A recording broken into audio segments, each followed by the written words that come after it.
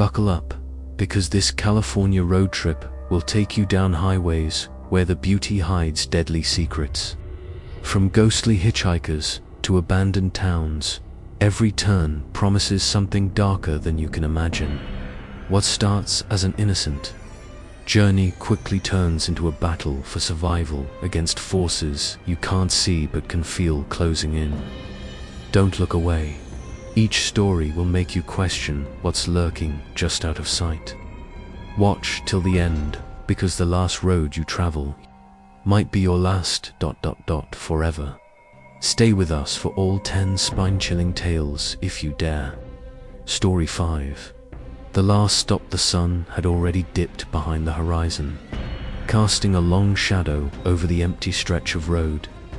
A lone traveler, Marcus, drove steadily down the cracked asphalt, the hum of the engine the only sound accompanying him. On his solitary journey through the desolate landscape of California's backcountry, his GPS had glitched hours ago, losing signal after a long stretch of open road. He didn't mind. There was something soothing about the emptiness, the stillness of the desert. He had been on the road for days now, heading to San Francisco. A road trip for no reason other than to escape the grind of everyday life. A break from the noise, the constant demands of work, and the chaos of a city that never seemed to let you breathe. But as the miles ticked by and the last remnants of daylight slipped away, something started to feel off.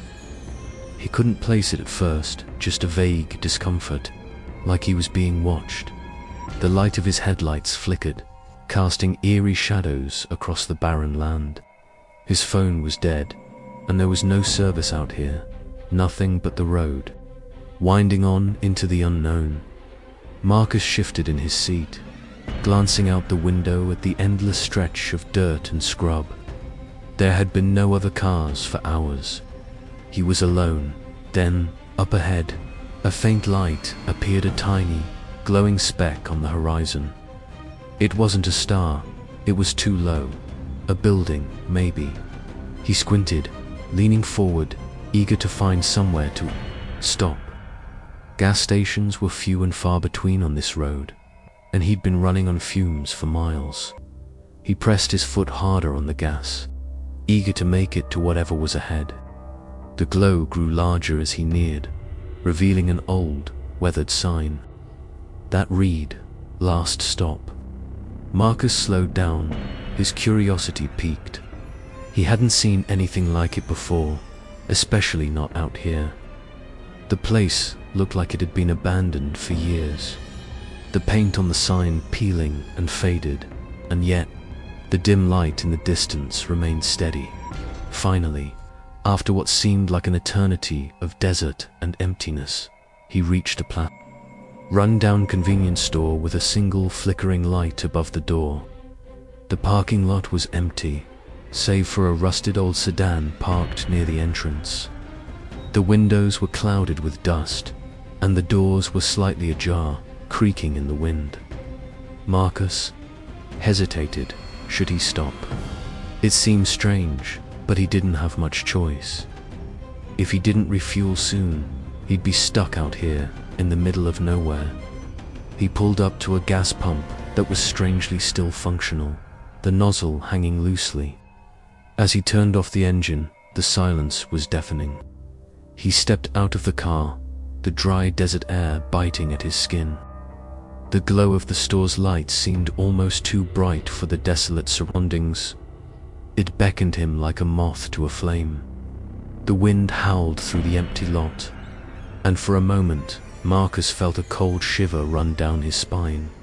He pushed the feeling aside and walked toward the door, hoping to get a quick refill and continue on his way. The door creaked open, and the smell of stale air and something sour hit him. The interior of the store was dimly lit, the shelves filled with old cans and dusty bottles of cheap liquor. A couple of faded postcards with pictures of California landscapes hung crookedly on the walls. The place had the unmistakable feel of a forgotten relic stuck in time, behind the counter, a figure sat motionless.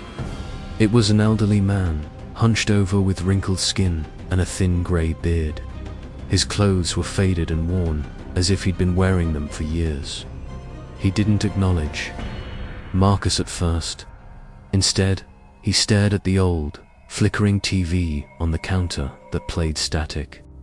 His fingers tapped slowly on the counter in a rhythmic pattern, almost hypnotic.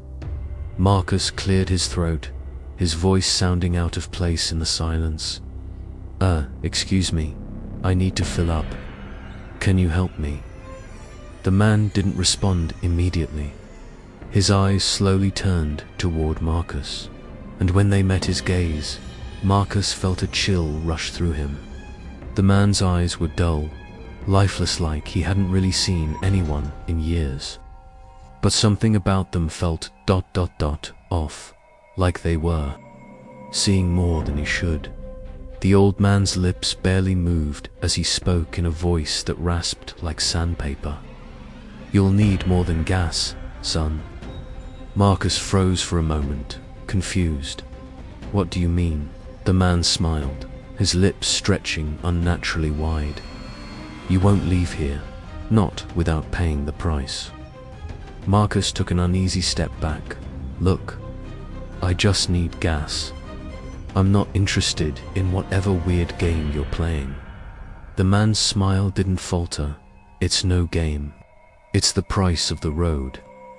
Before Marcus could respond, the man's hand shot out like a serpent, pointing toward the door. "Go. You don't want to be here after midnight." The sudden change in the man's demeanor made Marcus' heart skip a beat. Something wasn't right, and every instinct in his body screamed for him to turn around and leave. But then, the air shifted. The wind outside howled louder, almost as if the store itself was alive. Marcus's gaze was drawn to the faded calendar on the wall behind the counter. The date read, "Last stop, 1954.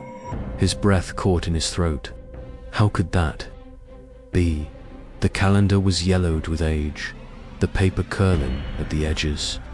But the store, it looked like it had been here forever, yet somehow stuck in a strange, unshifting moment.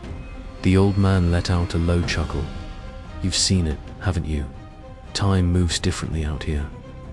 Marcus took a step backward, his hand instinctively moving toward the door. He was out of here, no matter what. But as he reached for the handle, the door slammed shut with an unnatural force, locking him in. Panic gripped his chest. He turned to face the man, but the old man was no longer sitting behind the counter. In his place was a dark figure, tall, thin, and cloaked in shadows. "Too late," the figure whispered, its voice like the crackling of dry leaves. Before Marcus could react, the lights in the store flickered once more, and the temperature dropped, sending icy tendrils of fear creeping up his spine. A low growl rumbled from somewhere deep within the walls. The floor beneath him seemed to shift, and for a split second, he thought he saw something crawling along the edges of the room. Something dark, something hungry. The figure spoke again, its voice a whisper in the dark. "No one leaves the last stop." Marcus' heart pounded in his chest as he backed away toward the windows, desperate for escape. He had to get out, he couldn't stay here. But then, in the reflection of the dusty glass, he saw it. A pair of glowing, yellow eyes staring back at him from the darkness outside. The thing was watching him. Marcus' heart hammered in his chest. He spun around, desperate to find an escape. His eyes darted to the door, still firmly locked, the flickering lights overhead casting eerie shadows across the room. He could feel the temperature drop, the air thick with something unnatural. The figure that had once been an old man behind the counter was now completely gone, replaced by the looming darkness that crept along the edges of the store. The growl rumbled again, deeper this time, almost like the earth itself was groaning in agony. The glowing eyes outside jello, predatory, stayed fixed on him through the glass. They were too wide, too unnatural, like they were watching him, with intent, waiting for him to make a move, without thinking. Marcus bolted toward the window, slamming his palm against the glass in panic. The eyes remained there, unmoving. He stepped back, looking frantically around the store for anything that might help him break free. That's when he noticed something strange. The shelves, which had once seemed like just old, dusty items, were now subtly different.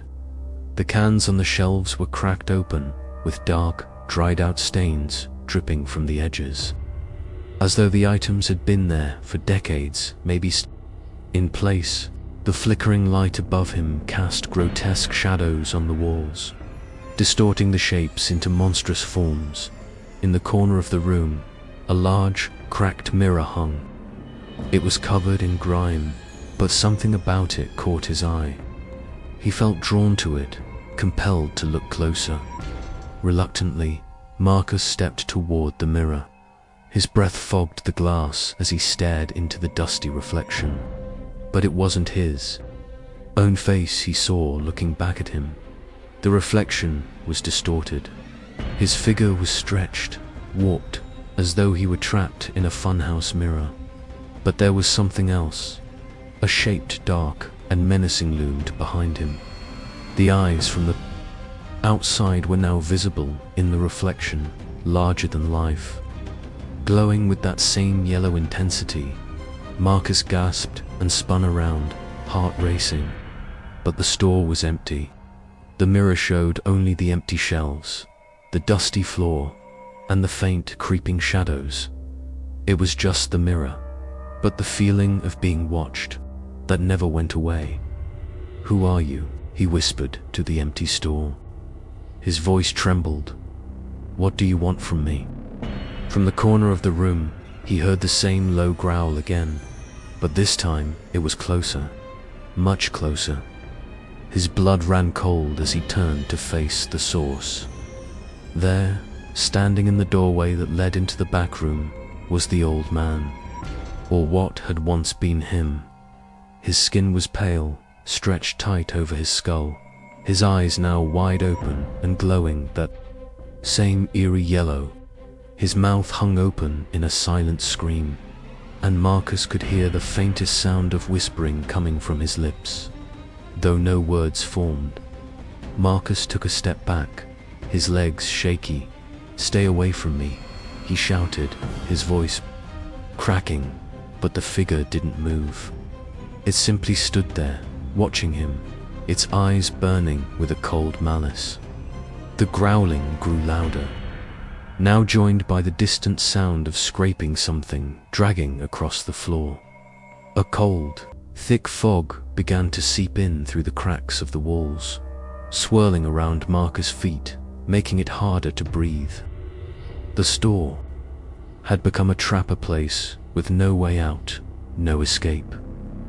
Marcus turned back to the window again, desperate to see if anyone could hear his cries.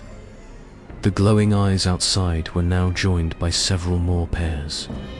They circled the building, pacing slowly, as if hunting their prey.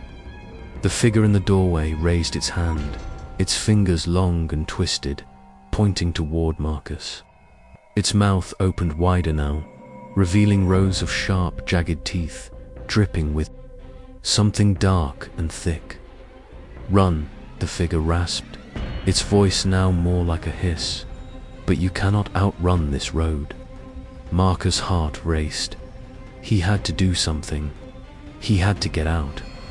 He ran toward the back door of the store, but before he could reach it, something slammed into him from behind.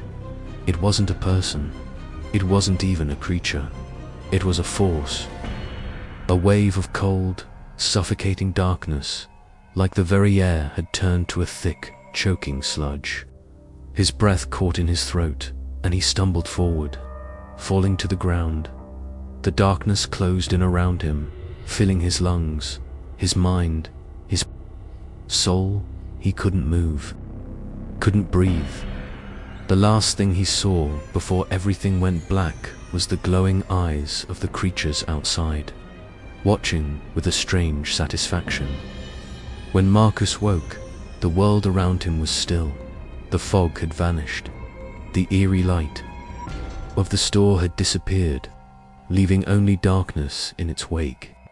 His body felt heavy, as though he'd been asleep for days. But there was something deeply wrong about the stillness of the air. He slowly pushed himself up, his head spinning, his palms pressed against the cold floor as he struggled to stand. The store was no longer the same. The shelves were empty now, the cans and bottles gone, the posters faded and torn. The TV no longer buzzed with static, but a faint hum emanated from a new, broken screen in the corner. The store had aged in those few moments, like time had shifted again. Marcus looked around, panicked, searching for any sign of the old man, the creatures, or anything that could help him understand what had happened. That's when he saw it. In the back corner of the store, a sign had appeared on the wall, glowing faintly in the dark. It read, "Last stop, -1954. For all who enter, no escape," and beneath it, in faded blood-red letters, "You are the next one." His breath caught. The words seemed to crawl into his mind, gnawing at his sanity. He stumbled backward, his legs unsteady beneath him. Suddenly, the front door creaked open. Marcus froze, the hair on the back of his neck standing up. He slowly turned to face it, and there, standing in the doorway, was the same figure, the same old man, now smiling wider than ever. His eyes gleamed with malevolent delight. "Time's up, son," the old man crooned. "You've paid the price. You belong to the road now." Marcus screamed as the figure lunged forward. His last breath choked off as the darkness swallowed him whole. Story 4. The Shadow Man of Big Sur. The sun was just beginning to dip behind the jagged cliffs of Big Sur, casting long shadows over the winding coastal road. Eliza, a young woman in her late 20s, had spent the past few days driving along California's scenic Highway 1, marveling at the beauty of the Pacific Ocean, the towering trees, and the untouched landscapes. It had been the perfect road trip, peaceful, adventurous, and filled with moments of awe. But now, as the shadows grew longer and the air became crisp with the approach of night, Eliza felt a sudden unease settle in her chest. She was on the final leg of her journey, headed to a remote cabin she had rented near the cliffs of Big Sur. A quiet weekend to herself, far away from the noise of city life. As she rounded a bend, the sight of the cliffs rising sharply beside, the road seemed almost too surreal, like something out of a dream. The rugged coastline stretched before her, the deep blue of the ocean crashing against the rocks far below. Eliza smiled to herself. She had always wanted to visit Big Sur's rugged beauty, its history, the endless stories whispered by the wind. She turned off the music, letting the quiet hum of her car fill the space as she breathed in the salty air. It was peaceful, ... almost too peaceful. But then, a strange feeling settled over her. The hair on the back of her neck stood up. There was something off. She glanced at her rearview mirror, half expecting to see another car behind her, but the road was empty. Not a single vehicle. The creeping feeling didn't go away, and she tried to shake it off. "Just nerves," she muttered to herself. "You're fine. You've been on the road for hours. It's just the isolation." The road ahead twisted and turned, each curve offering a new view of the stunning coastline. But it was when she reached a particularly sharp bend that something caught her eye, figure standing just off the edge of the cliff.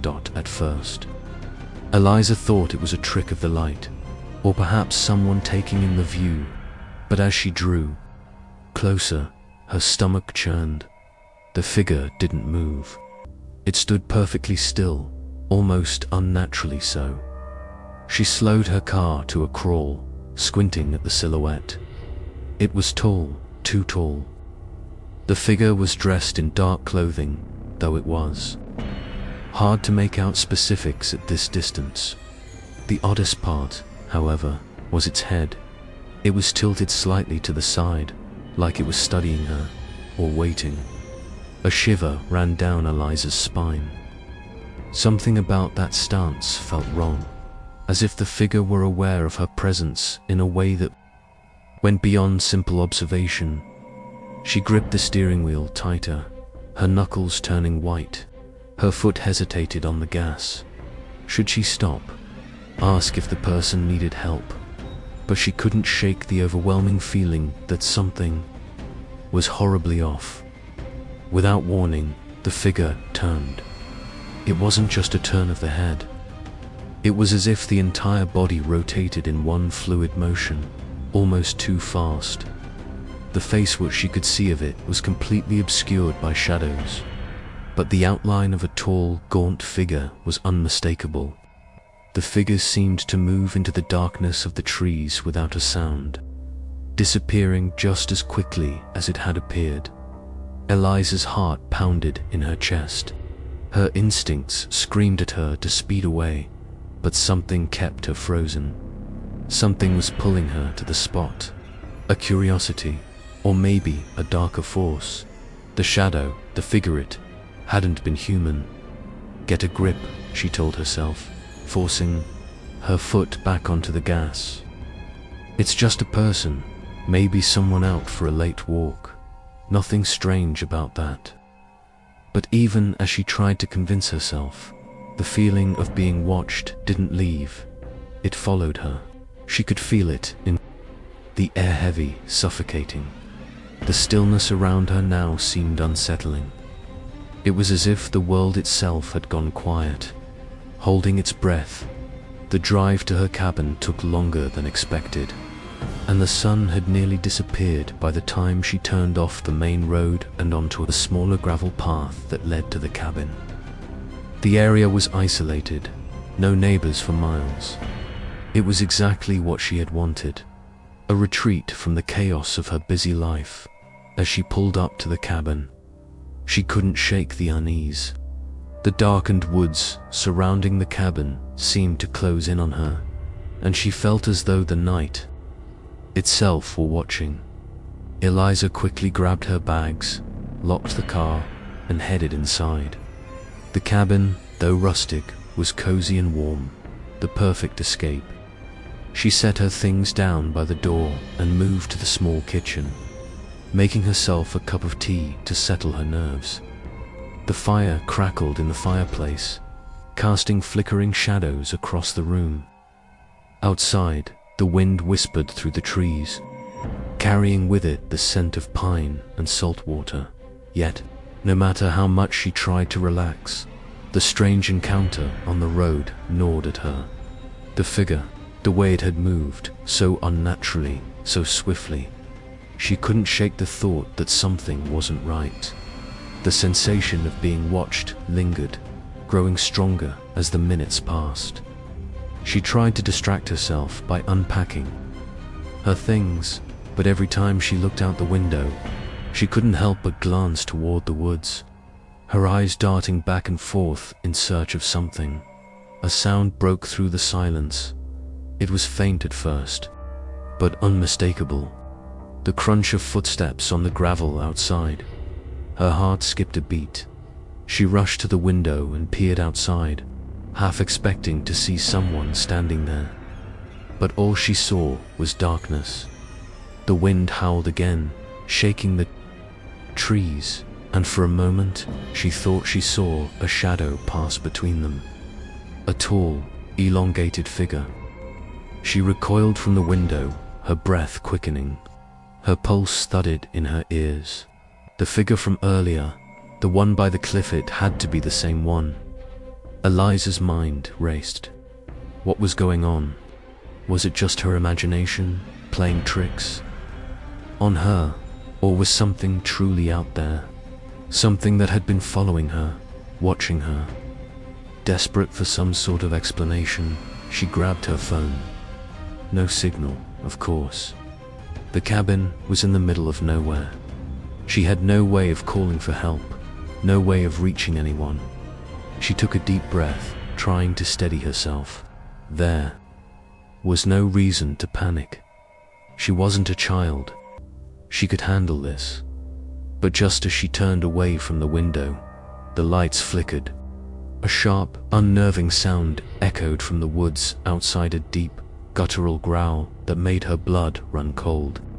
It was unlike anything she had ever heard. Low and menacing.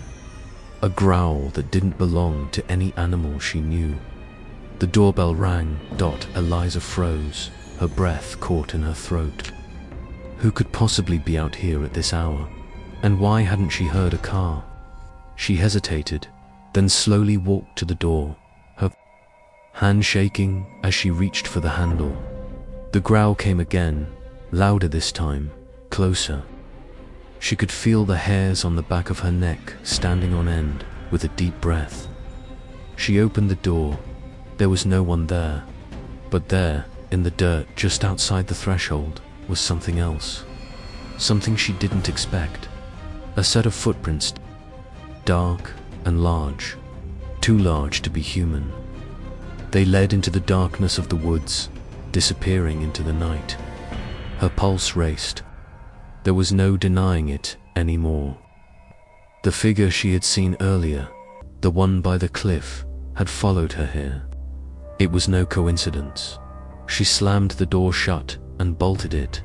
Her mind raced for answers, but the only thing she knew for certain was that something out there wanted her. The question was, what was it? As the wind howled outside, Eliza could swear she heard a voice on the other side of the door, a low, rasping whisper, calling her name. Her body froze. The shadows outside the door began to stretch, growing longer, creeping toward her like tendrils. The feeling of being watched intensified, and then, as if on cue, the lights went out. Darkness enveloped her, and the air seemed to close in around her. Eliza didn't know what to do. She couldn't stay here, but she couldn't leave either. The thing outside, whatever it was, wouldn't let her escape. She stood in the dark, listening to the sound of her own breathing, trying to remain calm. The whispering came again, closer now. It wasn't just a voice anymore. It was a presence, shadow that moved through the cabin, encroaching on her every thought. She stepped backward, her feet heavy, toward the corner of the room. There was no escape. Suddenly, the door to the cabin creaked open, as if pushed by an invisible force. A tall figure, silhouetted by the moonlight, stepped inside. It was the Shadow Man. Eliza's heart hammered in her chest as the door creaked open, the gust of cold air carrying with it the unmistakable smell of wet earth and pine. The figure standing in the doorway, tall, gaunt, and cloaked in a darkness deeper than the night itself, was nothing human. It was as if the very shadows of the forest had taken form, stretching out in unnatural ways. The figure's eyes, if they could even be called eyes, gleamed with an eerie yellow glow that pierced through the darkness, locking onto her with an unblinking, predatory stare. The air in the cabin turned freezing cold, and Eliza could see her. Breath mist in the air. Her body froze. She wanted to run, to scream, but her limbs refused to obey her commands. Her throat constricted as the shadow seemed to advance slowly into the room, its presence oppressive and suffocating. The Shadow Man didn't walk in the way that a normal person would. His body seemed to glide across the floor, as if he were suspended in mid-air. His long limbs stretched in strange, jerky movements, and with each step, the light in the room flickered and dimmed. Eliza took a shaky step back, eyes wide with terror, trying to put as much distance between herself and the figure as possible. But her legs felt like they were made of stone, unable to carry her away. The shadow's movements were slow but deliberate. Every inch it moved toward her felt like an eternity, and with every step, the temperature in the room dropped even further. It wasn't just cold, it was unnatural. The cold seeped into her skin, into her bones, as if she were being pulled into the depths of the ocean. Double quotes, who, ... are you? Eliza finally managed to croak, her voice trembling. The figure's head tilted slightly to one side, the yellow eyes glimmering like molten gold in the dark. A low, inhuman sound came from Ita, rasping, whispering hiss that made her blood run cold. "You don't need to know," the figure murmured, its voice a low rasp like dry leaves being crushed underfoot. It was not a voice, really more like the space between words. A whisper from something ancient, something that did not belong in this world. "You've seen too much." Eliza's pulse quickened. This couldn't be real. This wasn't happening. This was just some nightmare, some hallucination from the isolation of the cabin, surely. But the cold, the suffocating pressure, the presence of the shadow man standing before her, this was no dream. This was real. She stumbled backward, her hands searching desperately for something, anything she could use to defend herself. Her fingers brushed over the edge of the coffee table, knocking over a lamp that flickered and died as it hit the floor. The shadow seemed to grow taller, more menacing, as if feeding off her fear. It stepped closer, its thin, skeletal fingers reaching toward her. Eliza wanted to scream, but no sound left her throat. Her mouth felt dry, her body frozen in place, as if the air itself were pressing against her chest. "You shouldn't have come," the shadow man whispered, its voice growing louder now, more distinct. The words weren't just heard, they felt like they were seeping into her mind, wrapping around her thoughts, controlling them. "This place is mine." A flash of movement made Eliza look toward the window. For a split second, she thought she saw something out of the corner of her eye, something moving in the shadows outside the cabin. She turned her head sharply, trying to focus, but there was nothing there. No figures, no shapes, just the swirling darkness of the trees. But when she looked back, the shadow man had moved closer. It was now standing right in front of her, its form so tall that it seemed to tower over her, blocking out everything else. Its yellow eyes were mere inches from her face. The air grew heavier, as though the weight of the room was pushing down on her. She could feel the pressure in her chest, her heart beat erratic and wild. Without warning, the figure reached forward with one long, skeletal hand, brushing her cheek lightly with its cold fingers. It was a touch like ice, sending a jolt of terror through her. "You are mine now," the shadow man hissed again. The words twisted and curled, like a snake slithering into her thoughts. Panic surged through Eliza as she finally regained control over her body. With all the strength she could muster, she shoved the shadow man away, but her hand passed right through it, as if the figure were made of smoke. Her scream caught in her throat, the reality of her situation dawning on her. She was trapped. There was no escape. "No," she screamed, backing away until she hit the wall. The walls seemed to press in on her, the air growing tighter with every passing second. "What do you want from me?" The shadow man's smile twisted into something unnatural, his mouth stretching wider than should have been possible. The space between his lips seemed to expand, and his teeth sharp, jagged, like broken glass, gleamed in the dark. "You were just another soul, lost in the woods," the shadow man rasped. "And now, you will join the others." The room seemed to darken further as Eliza's vision began to blur. Her mind felt foggy, as if the air itself was thickening, slowing down her thoughts. Her body trembled with cold, and her limbs felt heavy, like they were sinking into the floor. "Eliza," a voice called from the darkness. A voice so faint, so distant, it sounded like it was coming from the farthest corner of her mind. "Eliza." The whisper grew louder, clearer. It sounded like her name, but not quite like it was being spoken by someone she knew. But from a place far, far away, the shadow man seemed to notice the change in her expression. His eyes glowed brighter, like the flicker of a dying flame, a cold fire that threatened to consume her. "No one calls you by name anymore," he hissed. "Not in my domain." But Eliza wasn't listening. She could hear it now, soft and distant, but unmistakably there. A voice that wasn't from the figure in front of her, but from something else. From the shadows outside. "Eliza." Her mind struggled to focus. She could feel herself sinking, drowning in the oppressive dark. The figure in front of her seemed to grow more distorted, fading in and out like a mirage.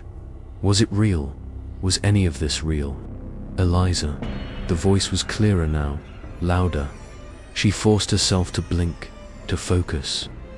The fog in her mind cleared.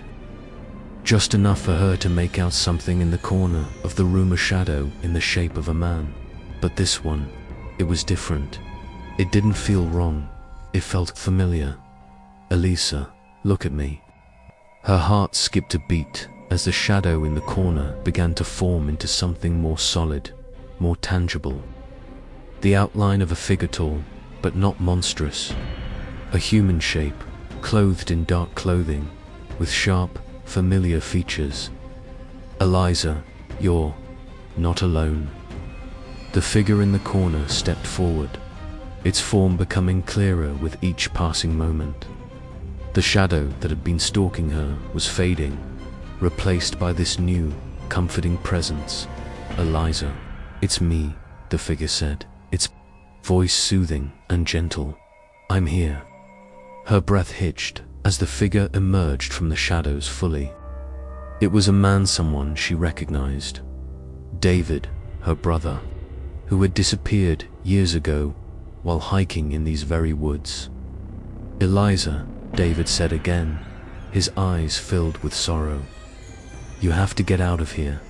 You have to leave now, before it's too late." The shadow man roared in fury, its form beginning to tremble, ripple, and distort like the edges of a nightmare trying to escape reality. But it was too late. The new figure, the one that was David, reached out and placed a hand on Eliza's shoulder. "You're not alone," he whispered, just as the shadow dissolved into a puff of smoke. The pressure in the room lifted, the air growing lighter. The oppressive cold began to fade as the room seemed to return to normal. The figure of David stood before her, his eyes full of love and reassurance. "You're safe now," he said, his voice warm. "Come with me." Eliza felt the fog in her mind finally clear, the haze lifting as if a weight had been removed from her shoulders. She wasn't sure what had happened or how it all worked, but she knew one thing: she wasn't alone anymore, and the Shadow Man was gone. Story 3: The Haunted Highway 395.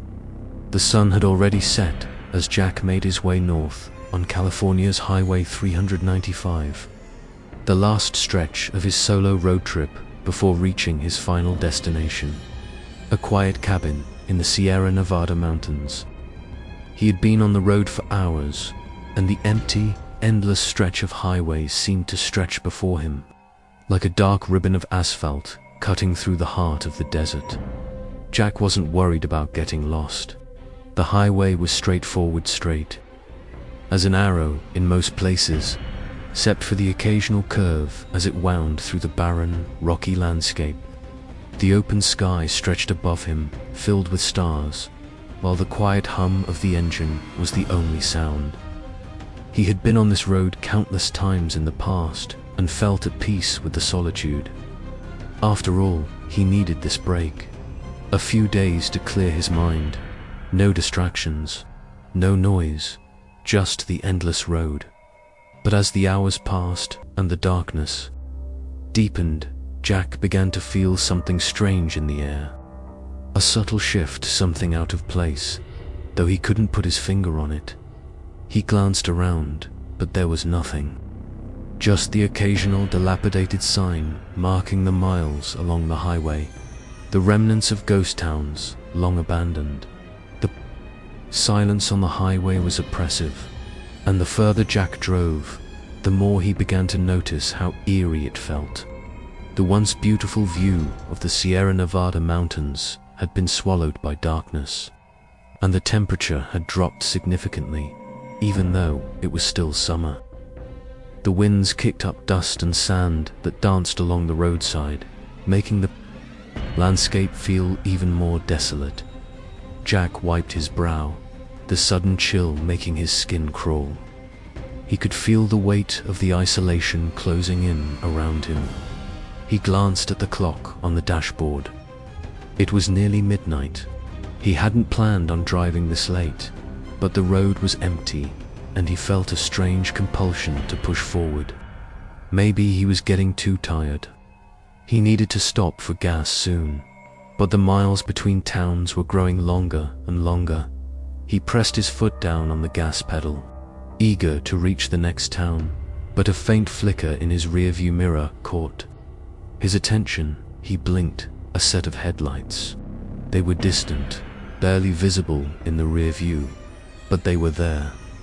For a moment, Jack felt a strange sense of relief. A car. Finally, someone on the road.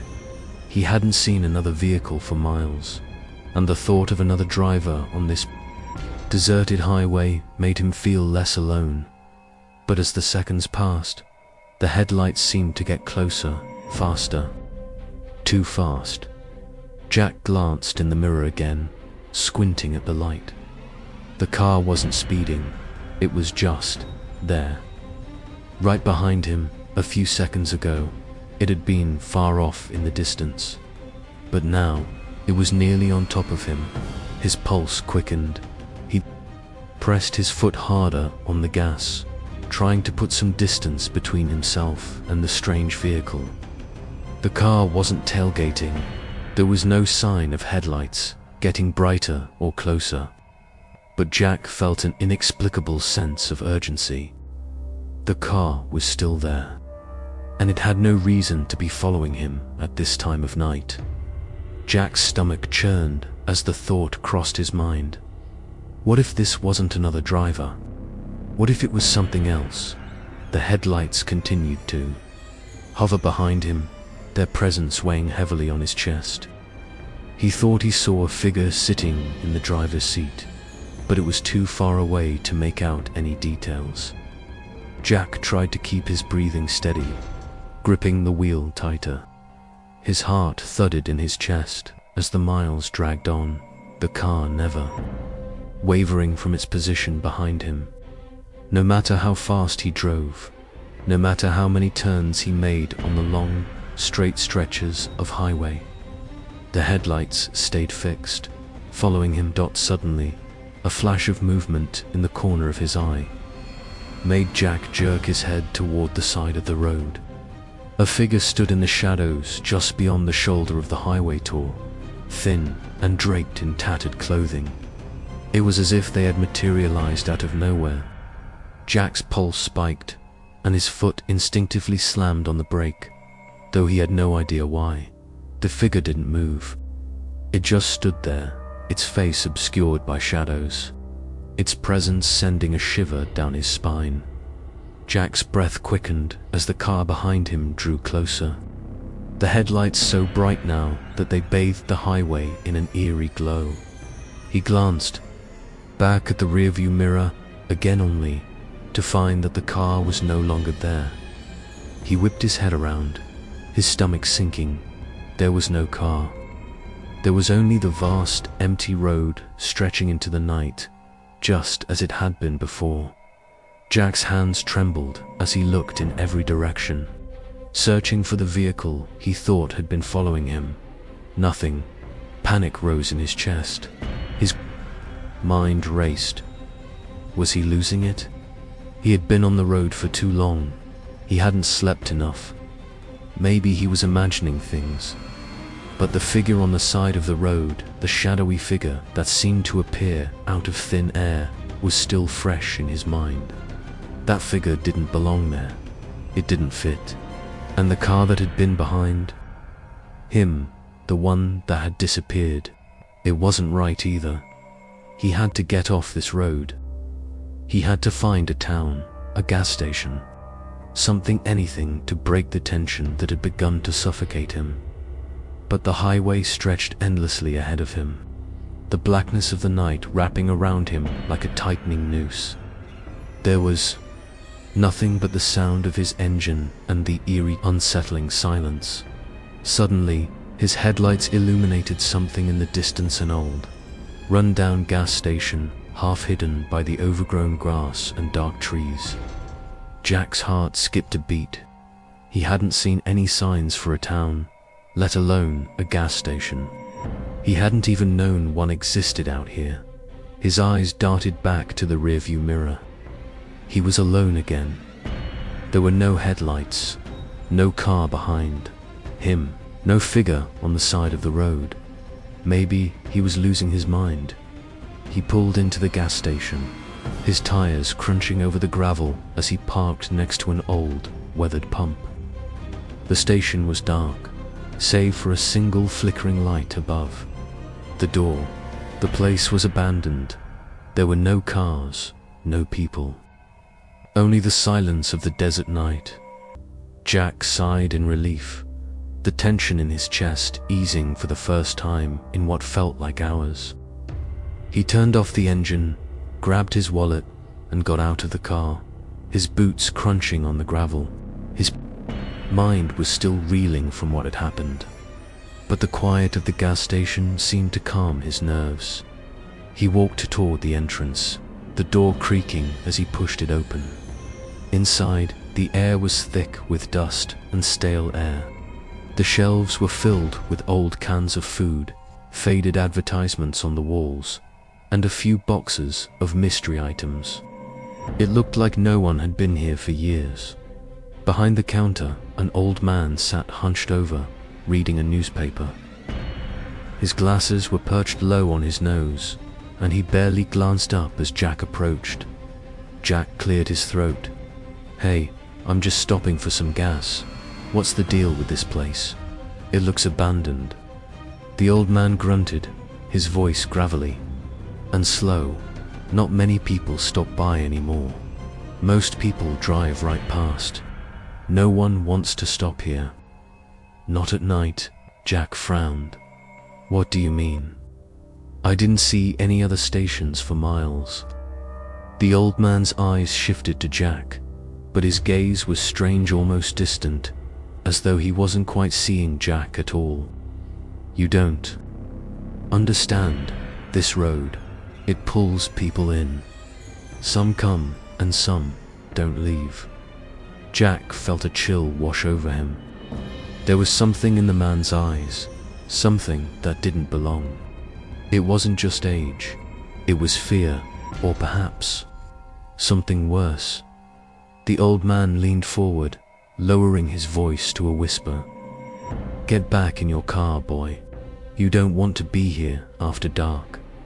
Trust me." Jack's heart pounded. He wasn't sure what he had stumbled into, but he knew one thing for sure. The air was growing heavier. He had to leave. He thanked the old man, grabbed his gas, and left as quickly as he could. As he walked back to his car, he heard something behind him, a soft, distant whisper. carried by the wind. His breath caught in his throat. Turning around, he saw nothing. The station was still.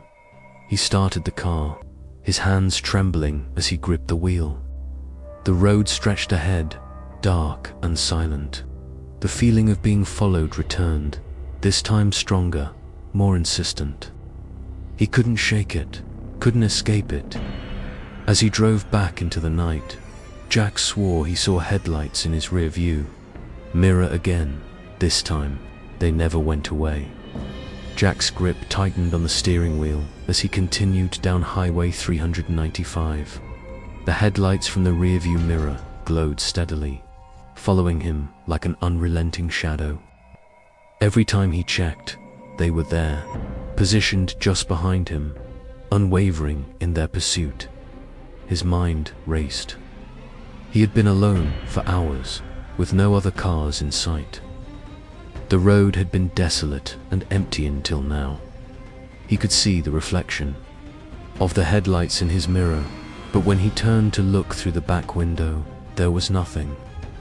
The road behind him was just as empty as it had been moments ago.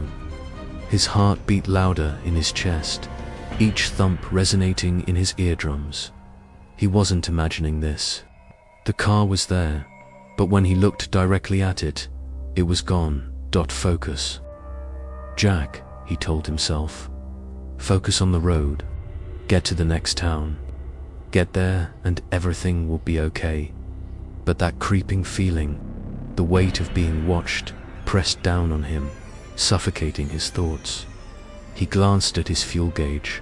He still had enough to make it a few more miles before he needed to stop again. He pushed the pedal to the floor, hoping the sudden speed would help him outrun the sense of dread that seemed to cling to the night. The headlights, however, stayed glued to him. His thoughts turned dark. Could it be that he was losing his mind? After all, he had been driving for hours, and his exhaustion had begun to cloud his perception. But deep down, something told him this wasn't just fatigue. This was something ... more. Then, as he rounded a bend in the road, he saw it a sign. Ahead, battered and weathered by years of desert winds. It read, "Next exit, 10 miles, Ghost Town." The words seemed to pulse in the headlights, a strange, magnetic pull drawing him toward the exit. He didn't want to stop, but the idea of finding something, anything, on this lonely highway was too tempting. The ghost town, though eerie, seemed like a possible escape from this creeping dread. Jack's hands wavered as he flicked his turn signal, veering off the highway and onto the exit ramp. The road narrowed, and the eerie glow of his headlights cast long, distorted shadows across the barren landscape.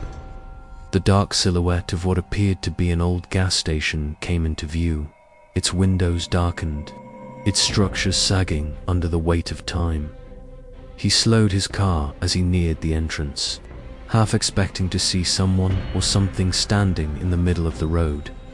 But there was no one, just the gas station and a lone, dilapidated structure that resembled an old diner. The desolation of it was chilling. This place had been abandoned long ago, and yet it felt alive in its own way. The headlights in his rearview mirror never left him. Jack parked in front of the gas station, his eyes darting nervously. He stepped out of the car, his boots crunching on the gravel beneath him. The wind kicked up, swirling dust around his feet, but it did little to settle the strange tension in the air. He glanced around. There were no other vehicles, no sign of life, just the hum of the wind and the oppressive silence of the desert.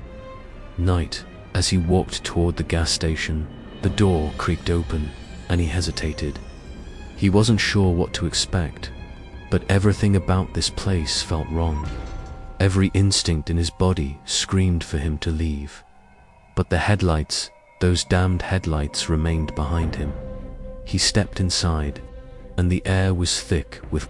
The The smell of old, stagnant air and the faint scent of rust and decay. The dusty shelves were lined with expired cans and dried goods. A cracked mirror hung behind the counter, reflecting nothing but shadows. There was no one behind the counter. The place felt as if it hadn't been touched in years. But Jack didn't have the luxury of questioning it. He needed answers. He needed to know what was going on, what had been following him. "Hello?" Jack called into the dim space, his voice low but echoing in the vast emptiness of the station. No response. He stepped forward cautiously, noticing a faded sign taped to the counter. It read, "Fuel sold out." The words were written in old, yellowed ink, but it didn't seem to matter.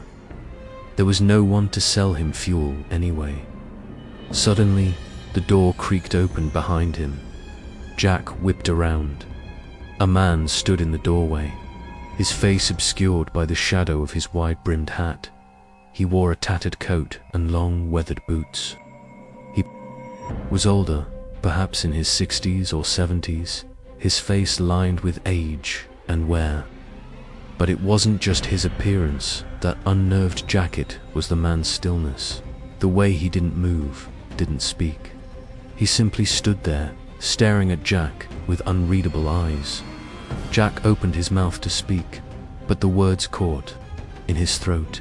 The man's presence was so oppressive that it felt like the very air had thickened. "Can I help you?" Jack finally managed, his voice hoarse. The man didn't respond immediately.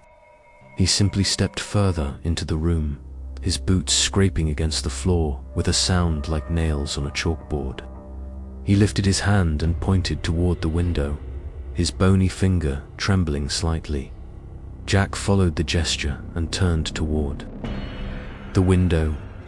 The lights from his car cast a pale glow outside, but that wasn't what caught his attention. It was the figure standing just beyond the edge of the gas station, half hidden by the shadows. A tall, thin figure. Its form was distorted, its features almost unrecognizable. But the worst part was its eyes. Those glowing, yellow eyes, so bright against the dark night. They were locked on Jack, unblinking. Watching Dot, it was the same figure he had seen earlier. On the highway, he gasped, stepping back, his heart racing. "What the hell is that?" he demanded, his voice breaking. The man behind the counter did not respond. Instead, he stepped forward, closing the space between them. His eyes remained locked on Jack's, as if he was studying him, and his lips slowly curled into a thin, unsettling smile. "You shouldn't have stopped here," the man said, his voice low, almost a whisper. Jack's blood ran cold. "Why?" Jack whispered, barely able to speak. "What's going on? What was that thing?" The man didn't respond immediately.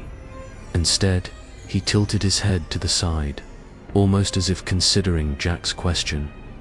"That's the thing about this road," the man said, his voice growing colder. "It doesn't let you leave. You can try to escape, but you're already part of it. The road's hungry. It's always hungry." The air around Jack seemed to grow colder still.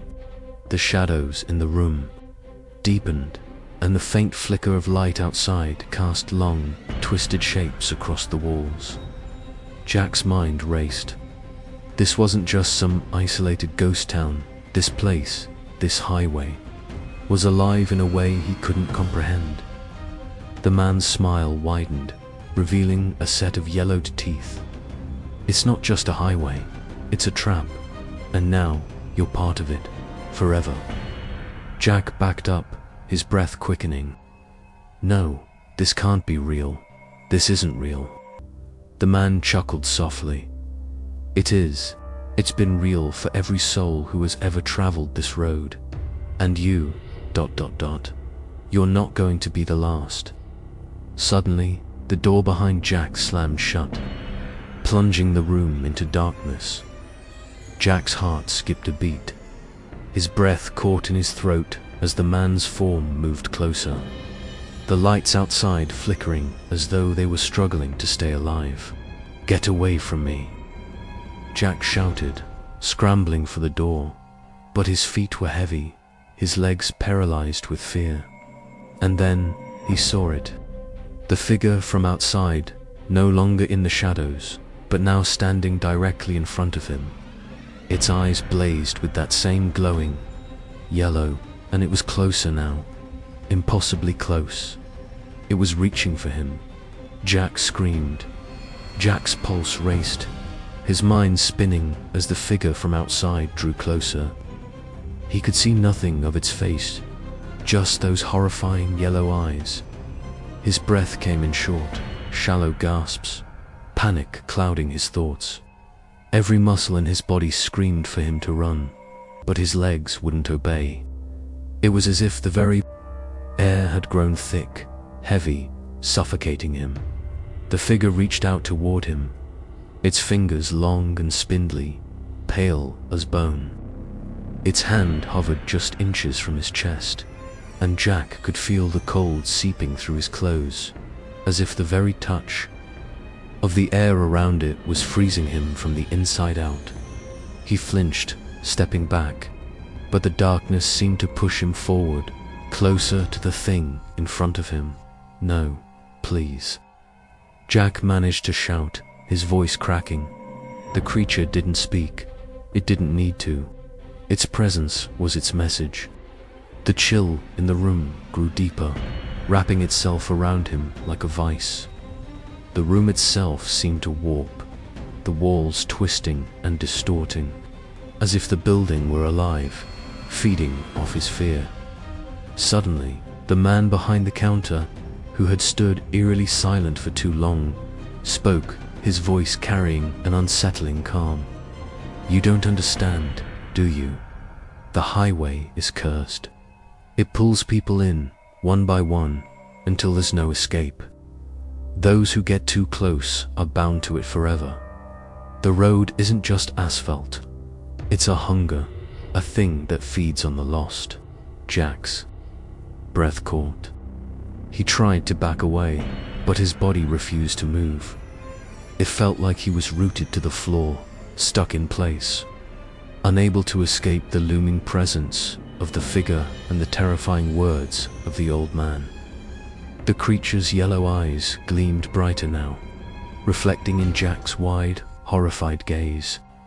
It was as though it could see everything he had ever feared. His regrets, his mistakes, the guilt that had been weighing on him for years. The figure didn't need to speak. It simply knew. Jack's heart thundered in his chest. The air seemed to vibrate with the energy of 1,000 whispers, as if the very ground beneath him was alive. His mind raced for an escape plan, any way out, but all the exits had been blocked. He was trapped in this hellish nightmare. Suddenly, the man behind the counter stepped forward. "You can't leave, boy. No one leaves. You've driven the road too long. It's already claimed you." Jack finally broke free of his paralysis, his instincts kicking in. He turned and bolted toward the door. But before he could reach it, the figure lunged.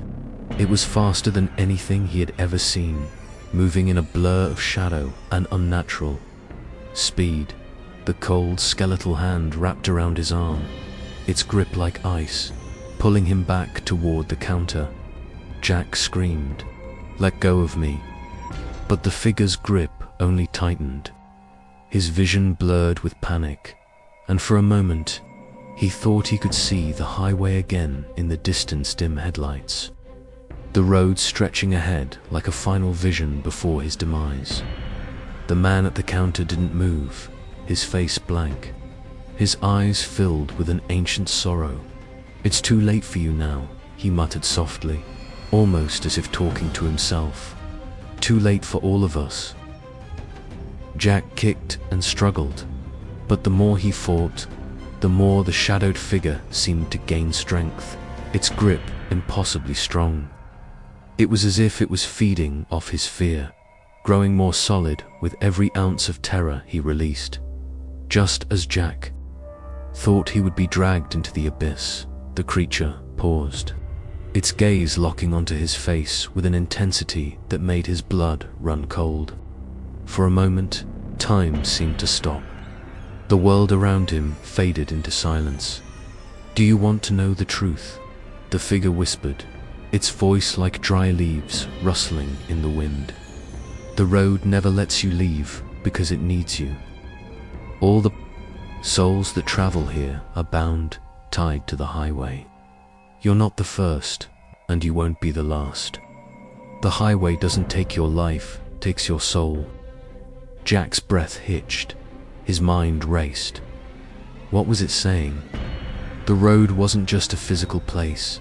It was something deeper, something malevolent, feeding on the souls of those who dared to travel it. "Your soul is now mine," the figure whispered, tightening its grip on Jack's wrist. Just then, something unexpected happened. A distant, sharp sound like the crack of thunder shook the walls of the station. The figure recoiled, its head snapping toward the source of the noise. For a brief moment, the hold on Jack loosened. He jerked his arm free, panic giving him the strength to break away. He sprinted toward the door, but the moment he reached the threshold, he was stopped by an overwhelming force. Outside, the same glowing headlights he had seen earlier appeared, this time brighter, almost blinding. The car was moving toward him, but it didn't stop.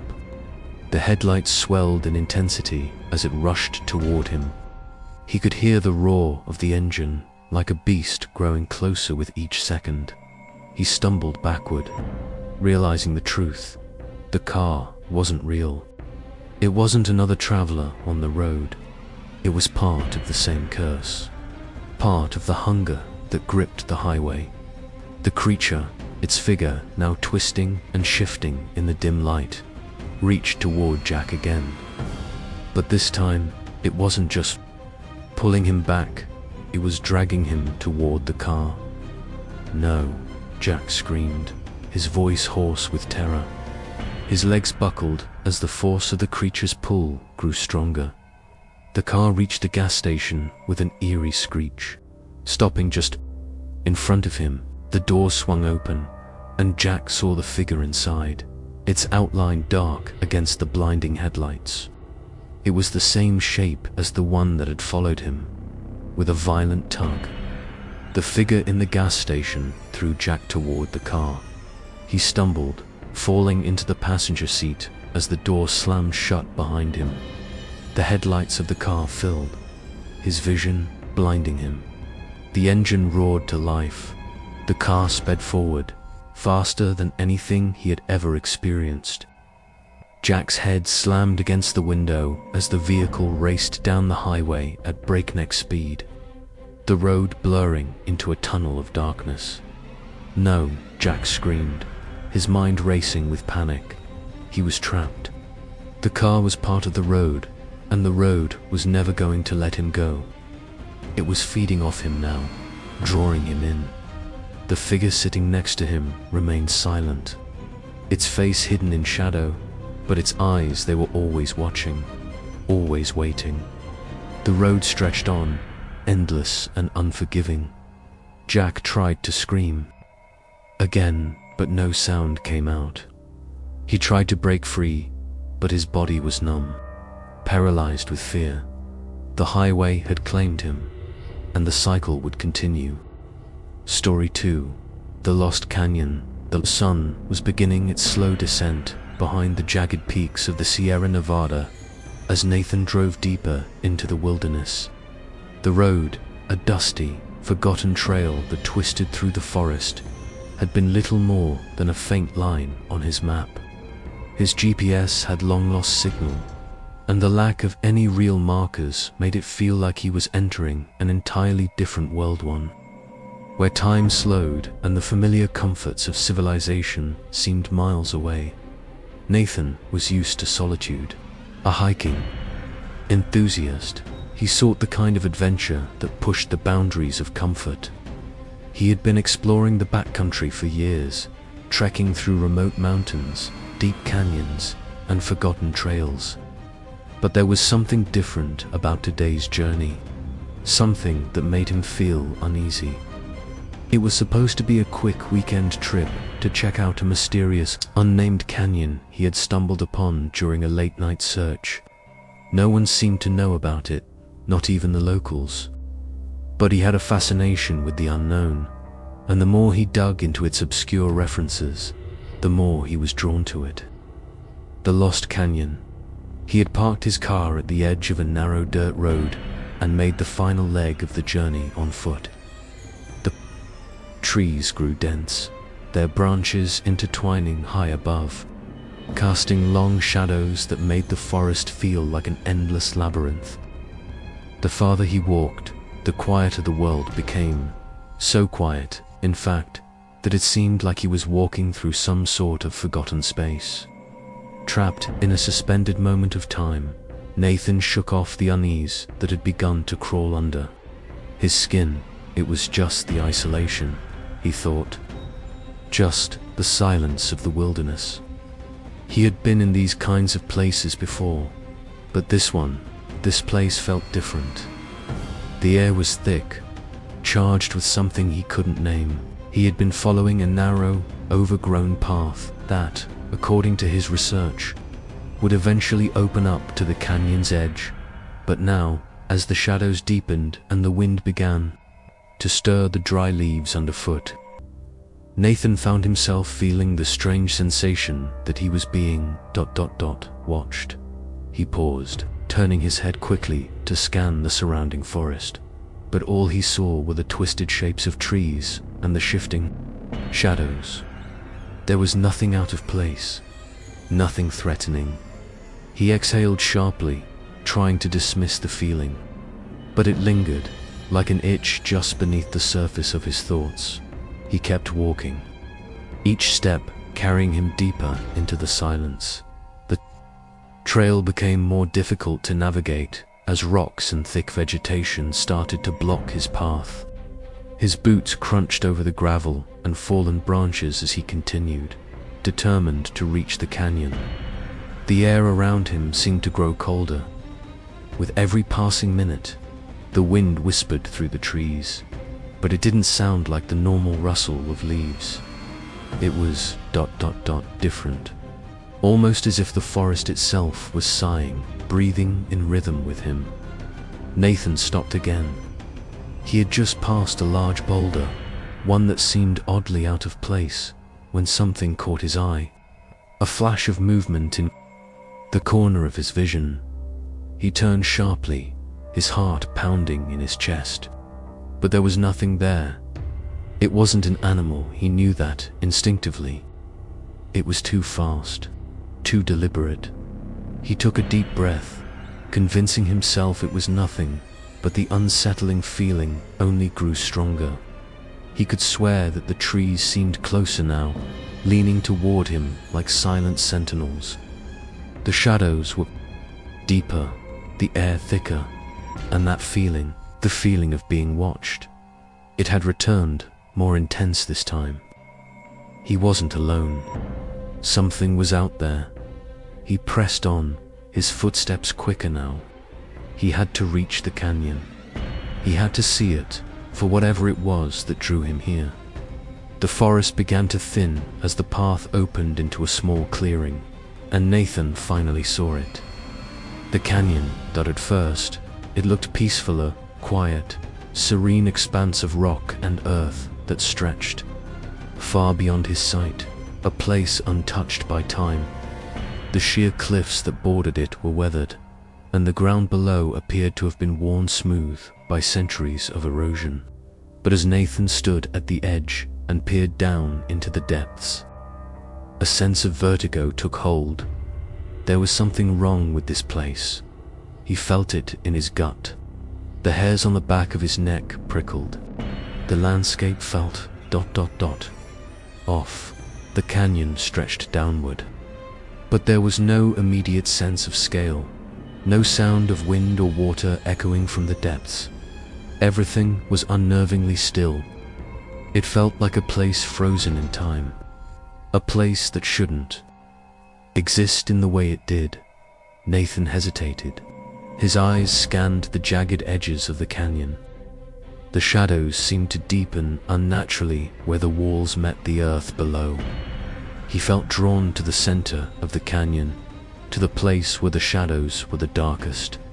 Something about the stillness made his stomach churn. His instincts screamed at him to leave, but curiosity and his desire to explore pushed him forward as he stepped closer to the edge. His foot caught on a loose stone, sending it tumbling down into the canyon. He listened for the sound of it hitting the bottom, but there was nothing, no echo, no impact, just an endless, consuming silence. That was when Nathan first heard the sound. It was faint at first, like a whisper carried by the wind, but it grew louder with each passing second. A low, rhythmic thudding, like something moving in the distance. Something ... big dot. His heart leaped into his throat as he turned, scanning the clearing behind him. The trees were still, the wind had died down, and there was nothing but the eerie hum of the canyon. But the thudding didn't stop. It was closer now, and it wasn't just one sound. It was a series of rhythmic noises, like footsteps, but too heavy, too deliberate, and they were moving toward him. Nathan's breath quickened. He stepped backward, his mind racing. He couldn't stay here. Something wasn't right. He had to leave, but his legs felt heavy, like the ground itself was pulling him into place.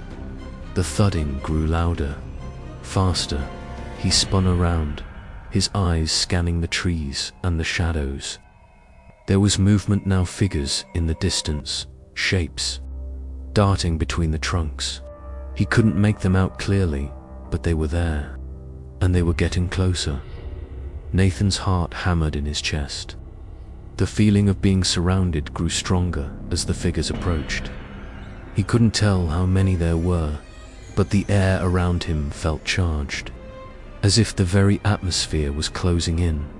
And then, as suddenly as it had begun, the noise stopped. The silence returned. But it wasn't the same silence.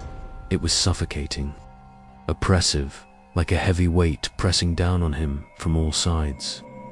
The shadows in the canyon seemed to deepen, the edges of the trees stretching toward him as if they were alive. Nathan took a step back, his mind a whirlwind of panic and confusion. His eyes darted around the clearing, but he saw nothing, only the dark trees and the endless stretch of the canyon. It was then that he realized he wasn't alone. The figures had stopped, but they were there, watching him from the shadows. Could feel their eyes on him, cold and calculating. Suddenly, the whispering started. It was soft at first, almost unintelligible, like a breeze rustling through dry leaves. But the voices grew louder, clearer, and Nathan could hear them speaking words in a language he didn't understand. The sound was low and rhythmic, like a chant, but it felt ... ancient. It felt old, primal, and it was coming from every direction. The air felt thick with the voices, closing in on him, drowning him. Leave. One of the voices whispered, cold and hollow. Turn back. The sound of the chanting intensified, and the shadows shifted, flickering and twisting like something alive. Nathan's body froze. He wanted to run, but his legs refused to move. The fear in his chest paralyzed him. Something was coming for him, something he couldn't see, but could feel a presence, ancient and hungry. And then the voice came. Again, you are lost. The whispering in the air grew louder, each word more chilling than the last. Nathan's heart pounded in his chest, the sound reverberating through his whole body. He tried to take a step back, but his feet felt heavy, like they were sinking into the earth. The ground beneath him seemed to pulse, as though the land itself was alive and drawing him in. His breath caught in his throat. "You are lost," the voice repeated, this time sharper, more insistent. It came from all around him, swirling through the trees and echoing off the walls of the canyon. The shadows stretched and twisted, no longer simply cast by the trees, but moving on their own accord, reaching out toward him like dark tendrils. Nathan's mind raced. What is this place? What have I stumbled into? Desperation clawed at him. He turned on his heel, his body screaming for him to run, but his legs were frozen.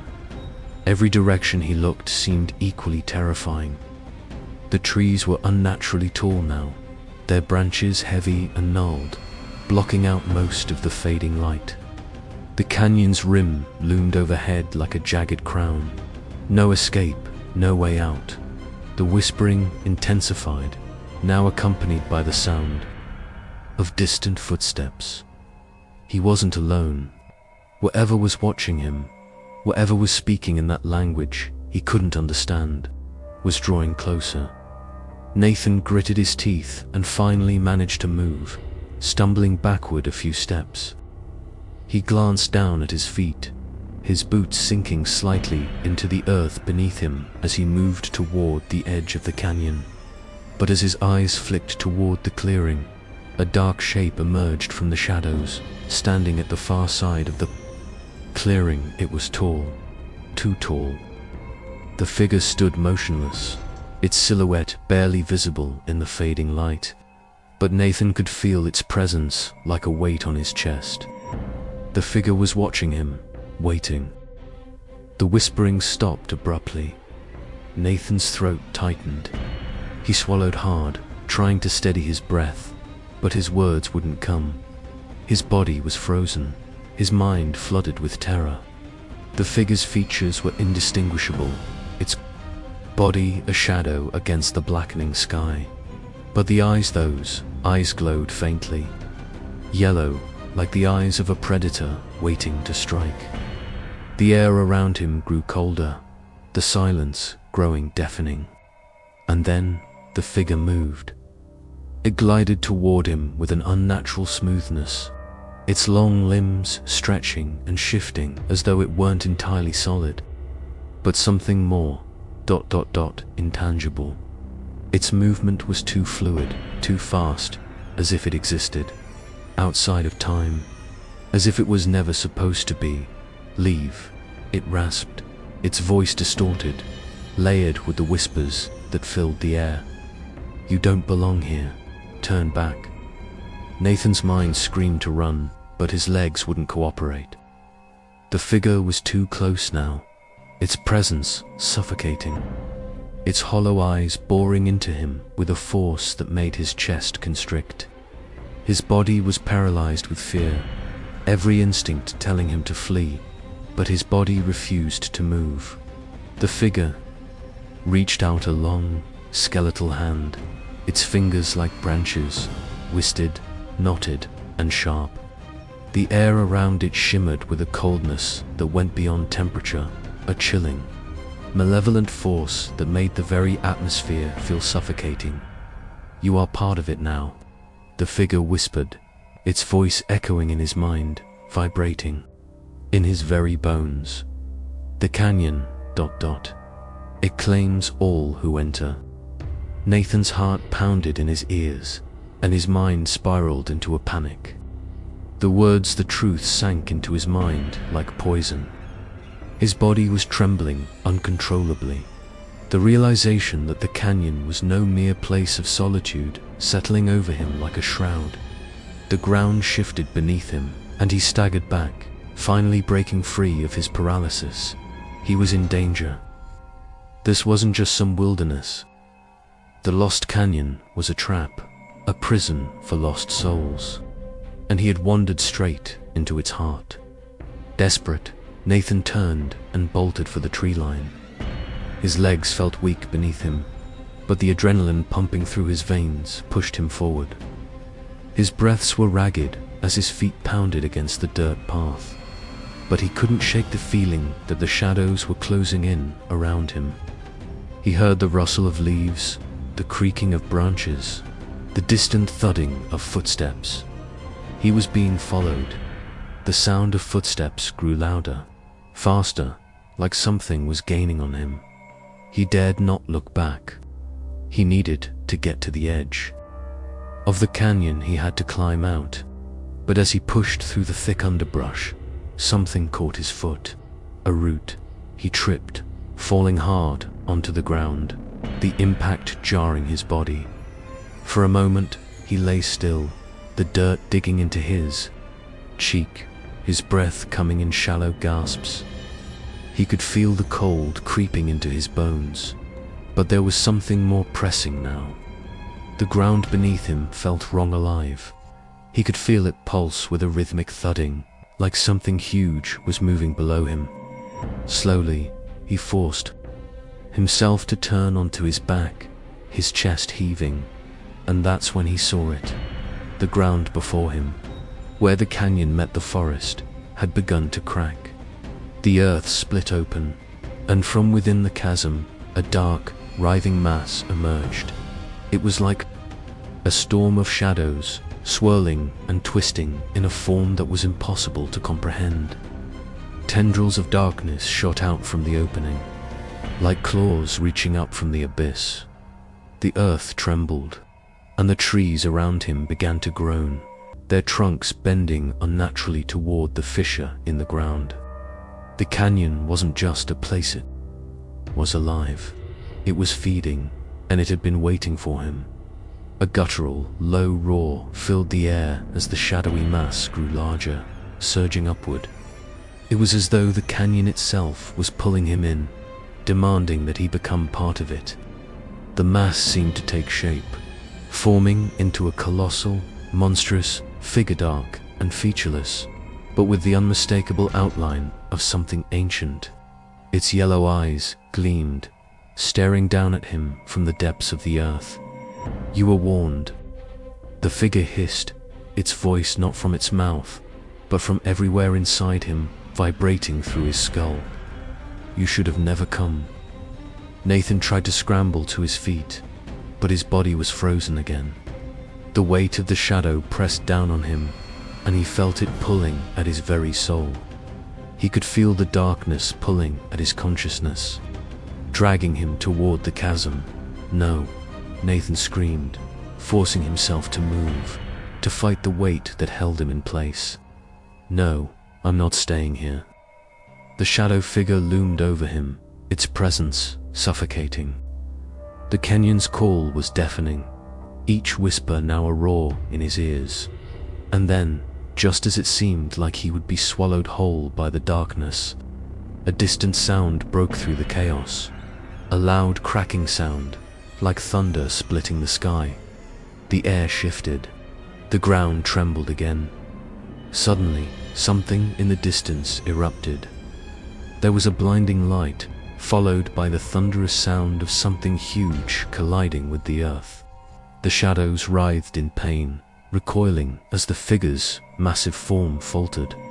Nathan stumbled backward, his legs still weak, but something had changed. The darkness was retreating. The pull of the canyon's malevolent energy was weakening.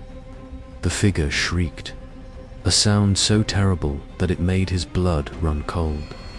It sounded like the dying cry of something ancient, something that had existed for millennia, now realizing that it was losing its grasp. Nathan didn't look back. He ran, faster than he ever had in his life, ignoring the pain in his legs, the terror that gnawed at his mind. The ground behind him continued to shake, but the whispers of the canyon grew fainter. He pushed through the trees, the light from his flashlight cutting through the shadows. He didn't stop until he reached the edge of the forest. The sun had just begun to rise on the horizon, casting light over the mountain ridges. Panting, covered in dirt and sweat, Nathan looked back once more. The canyon loomed behind him, quiet now, silent. And for the first time, he didn't hear the whispers. The mass of shadows had retreated back into the earth. But Nathan knew it wasn't gone. It was waiting, somewhere out there, in the Lost Canyon. Story 1. The Singing Children of Salton Sit. Was a late spring afternoon when Emily and her husband, Jake, set out on their spontaneous road trip to the Salton Sea. The heat was oppressive even in the late hours, but the lure of California's desolate landscape and the promise of a quiet, off-the-beaten-path weekend getaway pulled them into the journey. The idea of exploring the forgotten corners of the state, places where time seemed to stand still, had always intrigued Emily, and after a stressful few months at work, she was eager for a change of pace. They had spent the morning exploring some of the smaller towns along the outskirts of the Salton Sea, marveling at the rusting ruins of old motels, abandoned gas stations, and derelict trailer parks that had been overtaken by sand and dust. The area, once a thriving resort in the 1950s, had faded into obscurity, and now it felt as if it were frozen in time. The salty water of the sea stretched out before them, its surface mirroring the sky, a vast, empty expanse that was both beautiful and haunting. "It's eerie, isn't it?" Emily asked as they drove along the shoreline, her fingers lightly tracing the rim of her window. Jake glanced at her, his brow furrowed slightly as he concentrated on the road. "Yeah, a little," he admitted, "but there's something peaceful about it too. Like the kind of place you can disappear for a while." Emily nodded, though her unease was growing. There was something unsettling about the stillness, something that didn't sit quite right in the pit of her stomach. Maybe it was the isolation, the way the landscape seemed to stretch on endlessly with no sign of life, no sign of movement. It was a place that felt abandoned by the world, suspended in a moment long past. They pulled off the main road and onto a dirt path that led toward a small, decaying settlement near the water. It was more of a ghost town than an actual town, with barely any buildings left standing. Some were little more than the skeletal remains of old houses or structures that had collapsed under the weight of years of neglect. Others were half buried in sand, their windows shattered and doors hanging off their hinges. "Looks like we're the only ones here," Jake said, turning off the engine. Emily stepped out of the car, the dry desert air hitting her like a blast furnace. She squinted against the sun, her gaze shifting over the desolate scene. There was an unnatural stillness here, the kind that made her feel like an intruder in a place that was not meant to be disturbed. She turned to Jake. "Let's take a quick look around. Maybe we'll find something interesting for the blog." They'd been working together on a travel blog that focused on forgotten places, off-the-grid adventures, and unexplored corners of the world. The Salton Sea had always been a fascinating topic to Emily's history, the bizarre stories surrounding it, and the eerie silence that seemed to linger in the air as they walked deeper into the ghost town. Emily couldn't shake the feeling that they weren't truly alone. The silence was overwhelming, and it felt as if the entire place was holding its breath, waiting for something to happen. Then they heard it. A soft, distant sound carried on the wind, melodic, haunting, like the sound of children singing. Emily froze. "Did you hear that?" Jake stopped walking and turned to her. "Hear what?" She strained her ears, trying to locate the source of the sound. It was faint, barely audible over the breeze, but it was there. A chorus of children's voices, singing a simple tune. The melody was sweet at first, almost like something from an old lullaby, but there was an unsettling quality to it, something that made the hairs on the back of her neck stand up. Jake looked around, his eyes scanning the area. There's no one here. Maybe it's just the wind. Emily shook her head, her heart beginning to race. No, this is ... different. It's like it's coming from inside the buildings. They started to walk toward the sound, following the faint voices that seemed to echo through the empty streets. It was as if the town itself were alive with their singing. The closer they got, the clearer it became, though it still felt distant, like the children were just out of sight, hiding in the shadows of the decaying buildings. Maybe we should go back, Jake suggested, his voice carrying a note of uncertainty now. But Emily was drawn to the sound. She wanted to find out where it was coming from, wanted to understand why it felt so strange, so wrong. She led the way, turning into an alley between two crumbling structures. The sound grew louder, now accompanied by the faint sound of footsteps, rhythmic, steady tapping. They came to a stop in front of an old, run-down church at the edge of the town. Its wooden doors were cracked and broken, and the bell tower stood in ruins, half collapsed from years of neglect. But the singing, the children's voices, were undeniably coming from inside. I don't know about this, Jake said, his voice quiet now, almost nervous. This feels off, Dem, like we shouldn't be here. Emily paused for a moment, uncertainty gnawing at her, but curiosity won out. She pushed open the creaking door with a loud groan, the smell of dust and old wood filling her lungs. Inside, the church was dark, the air thick and musty. The pews were covered in a thick layer of dust, and the stained glass windows were cracked, casting fragmented shards of light onto the stone floor. But there, in the center of the church, was something that stopped Emily in her tracks. A group of children, no older than 6 or 7, stood in a small circle. They were dressed in tattered clothes, their faces pale and expressionless, their eyes vacant. Their mouths moved, but their voices were hauntingly out of sync with their movements, as though their singing was somehow disconnected from their bodies. The melody was sweet, but the words were indistinct, as if they were singing a song no one could understand. Emily's breath caught in her throat. There was something about their eyes, something dark and hollow, like they weren't entirely human. Their song wove through the air, filling the church with a low hum that seemed to echo in her chest. Jake grabbed her arm.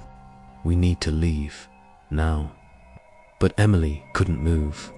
She was frozen, her eyes fixed on the children, unable to look away from their strange, vacant faces.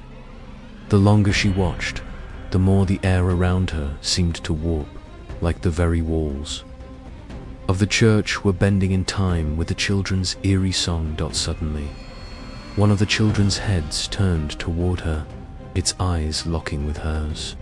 It smiled, not a normal smile, but one that was too wide, too unnatural. The smile of something that had no place in this world. And then the singing stopped. A deep silence filled the room. The children didn't move. They just stood there, eyes fixed on Emily and Jake, their expressions still vacant and cold. The air felt heavier now, like it was pressing in on them, suffocating them.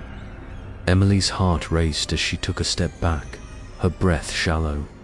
She wanted to run, but her legs wouldn't obey her. One of the children stepped forward, its smile still stretched unnaturally wide. You're not supposed to be here, it whispered, its voice a raspy, unnatural tone. We're not supposed to sing for you. Before Emily could respond, the child's mouth opened wide, wider than should have been possible, and the darkness within it seemed to pour out, swallowing the light around them. The room seemed to pulse, and the temperature dropped suddenly, the chill seeping into their bones. Run, Jake shouted, yanking Emily's arm. but it was too late. The children began to move, their bodies jerking unnaturally as they stepped toward them. Their eyes still locked onto Emily, their smiles widening further. The door slammed shut behind them, trapping them inside. The room seemed to close in around them as the door slammed shut behind them with a deafening thud. Emily spun around, her heart racing. Her hand fumbled against the old, splintered door, but it was locked, immovable. The eerie silence hung thick in the air, broken only by the soft sound of the children's footfalls as they slowly circled, their dark eyes following Emily and Jake's every move. Jake tugged at Emily's arm, pulling her away from the center of the room. "We need to get out of here. Now," he hissed, his voice low and frantic. Emily's mind raced. She couldn't think straight. The children's hollow eyes, their wide, unnerving smiles, they didn't feel real. It was as if they didn't belong in this world. She could feel her pulse pounding in her ears. The temperature had dropped significantly, and the oppressive atmosphere felt almost suffocating. "They're just kids, Jake," she whispered, her voice trembling. What do they want from us?" Jake shot her a look. "These aren't just kids. Not anymore. We need to get out of here." One of the children, the one who had spoken earlier, took a slow, deliberate step toward them. Its head tilted slightly, a grotesque mimicry of curiosity. It was unnaturally tall for its age, and its arms hung too long at its sides. The child's smile stretched wider, and Emily felt an overwhelming sense of dread crawl up her spine. "We told you not to come," the child said again, its voice a chilling rasp. The words felt wrong, like they were being spoken through a veil of something ancient, something evil. The others began to hum, a low, dissonant chant that vibrated in the air, growing louder with each passing second. The sound was hypnotic-rating, unsettling. It wasn't the innocent, playful hum of children, it was a dark, twisted melody, like an incantation. Jake pulled Emily closer to him. "Move," he barked, urgency in his voice. He tried to push past the children, but the air seemed to grow heavier with each step. He felt as if the room itself were pushing back against him, unwilling to let them leave. Another child, a girl, with hollow cheeks and dark, sunken eyes, lifted her hand, pointing at the center of the room. "You'll stay with us," she whispered. The words hung in the air like a curse, lingering, pressing on their minds. The children's smiles grew wider, too wide. Emily's stomach churned. "No, we need to leave," she screamed, turning to the door again. But no matter how hard she tried, it wouldn't budge. It felt like the walls were closing in on them. A high-pitched, eerie giggle echoed in the room. One of the children, the one closest to Jake, took another step forward. Its eyes gleamed with something dark, something ancient. "You've been chosen," the child rasped, each word crawling under Emily's skin like cold fingers. "You will sing with us." The giggle turned into a sharp, discordant laugh. The others joined in, their voices blending into a chaotic cacophony of shrill, unearthly laughter. Jake grabbed Emily's arm, his grip tight. "We have to get out. Now." But just as they turned to run, the lights in the church flickered violently and then plunged them into complete darkness. The laughter stopped abruptly, leaving an eerie silence behind. Emily's breath caught in her throat. The air was thick now, suffocating. She could feel the children's eyes still on her, even though she couldn't see them anymore. It was as if they were waiting, watching, biding their time. A low growl rumbled through the floorboards beneath them. A sound that was neither human nor animal, but something far worse. something that didn't belong. Then, the sound of footsteps, slow, deliberate, echoing, began to circle around them in the darkness. Jake's hand gripped hers tighter, his breath ragged. "Emily, we need to run, now." But before they could move, the sound of a voice, low, guttural, and cold, cut through the silence. "You can't run." The voice seemed to come from everywhere, reverberating in their minds, making their skin crawl. Emily couldn't place it. Was it one of the children, or something else entirely? The temperature dropped again, and she felt her body stiffen as an icy chill settled into her bones. Her breath became visible, hanging in the air before her. The darkness seemed to deepen, thickening, as though the shadows were alive, consuming the very light around them. Suddenly, a loud crash echoed in the room. It wasn't just a noise, it was like the sound of something huge, something monstrous, moving in the darkness. The walls shook, and the floor beneath them seemed to shift, like the very building was alive. From the corner of the room, a figure emerged, something tall and dark, an unnatural silhouette in the blackness. Emily's breath caught in her throat as the figure stepped forward, revealing more of its grotesque shape. It wasn't human. The thing that had appeared before them was a towering, shadowy figure. Its body seemed to shimmer with a translucent, dark aura. Its face was obscured by a hood, but its glowing eyes shone out from within the shadow, piercing through the darkness like twin yellow lanterns. The children's voices whispered again, distorted and hollow, as the figure extended its long, skeletal arm toward them. The cold air grew even more suffocating, and the temperature plunged so far that their breath now came out in visible puffs. Jake gasped, his voice shaky. "What is that? What the hell is that?"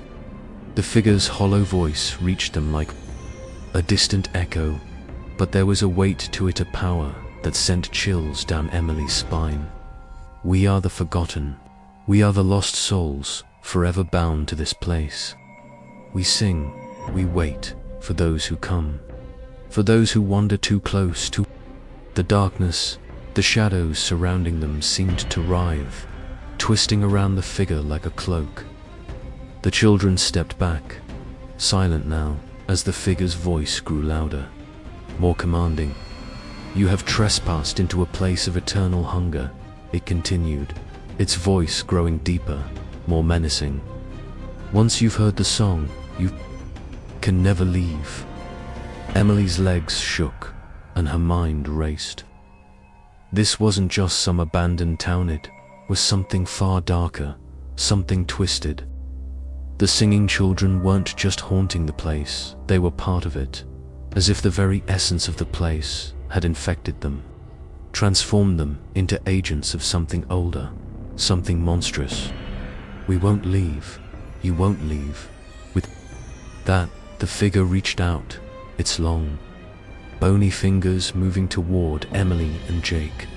The air grew colder still, the darkness pressing in on them. They were trapped, surrounded by the shadows, the sinister figures of the children, and the towering force of the entity before them. Emily's breath caught in her throat as she realized with a sinking heart that they had stumbled into a place far beyond their understanding. A place where the veil between the living and the dead had been torn wide open. A place where the forgotten souls of the Salton Sea had been trapped for decades, calling to those who wandered too close. There was no escape from here. They were part of it now, drawn into the eternal song. Emily's heart hammered in her chest as the skeletal figure's fingers moved closer, its long, bony hand reaching toward them like the claws of something ancient and malevolent. The cold in the room was suffocating, pressing against her chest, making it hard to breathe. She could feel her limbs growing heavier, as if the very air around her was trying to trap her in place. Jake's grip tightened on her arm. Emily, we can't stay here. We have to. Before he could finish, the figure's voice rang out again, low and commanding. You are already here. You are already part of the song. The words seemed to sink into her bones, and with each passing moment, the room seemed to distort even more. The walls pulsed with the rhythm of the children's song, growing louder and more insistent. The figures of the children, motionless until now, began to move again, their bodies jerking unnaturally, as though they were animated by something far darker than mere childhood curiosity. Their smiles stretched wider, almost grotesque, as they hummed along to the twisted lullaby. Emily tried to pull away from Jake's grasp, her mind racing for an escape, but it was no use. The shadows around them seemed to ripple and twist like living things, closing in with every heartbeat. The ground beneath her feet felt soft, almost like sand, as though it was ready to swallow her whole. Then, the entity in front of them took a step forward, its movements slow and deliberate. There is no escape, it intoned, its voice like a heavy, mournful whisper. The song has already begun. You will be part of it, forever. Emily's breath hitched. What are you? She choked out, her voice barely above a whisper. The figure's yellow eyes gleamed with an otherworldly hunger. We are the forgotten, it said, the words slipping through the air like a breeze. We are the lost souls of this place, forever bound to its darkness. The song calls to all who wander too close. And now you are part of it. Jake's hand trembled as he held on to her. What does that mean? What are you going to do to us? The figure's lips curled into something resembling a smile, though it was more of a grimace, as if it was incapable of anything that resembled true joy. You will sing, it said simply. You will join the chorus of the lost, and when the time comes, you will lead the next. It is the way of this place. Before either of them could react, the children started to hum louder, their voices blending into an eerie harmony that seemed to reverberate through the very walls. The sound vibrated in Emily's chest, making her feel as though her bones were being rattled. The song, once sweet and innocent, had turned darker, disjointed, filled with an unsettling undertone that twisted the melody into something monstrous. Suddenly, the shadows in the room began to stretch toward them, curling and spiraling like tendrils of smoke. They reached out to touch Emily and Jake, wrapping around their ankles, their wrists, pulling them closer to the center of the room. The temperature dropped even further, and the air grew thick, almost suffocating. Emily gasped for breath, but the air felt heavy, like it was thick with something alive. Her heart pounded in her ears, drowning out the whispers, but no matter how hard she tried to fight it, the pull of the song, of the entity's presence, became more impossible to resist. No, she screamed, fighting to break free of the grasping shadows, but they were too strong, too overwhelming. Please. But the figure simply stood there, watching them with those piercing, glowing eyes. Its presence filled the room, pressing in on them from every side, until Emily could feel it in her very skin.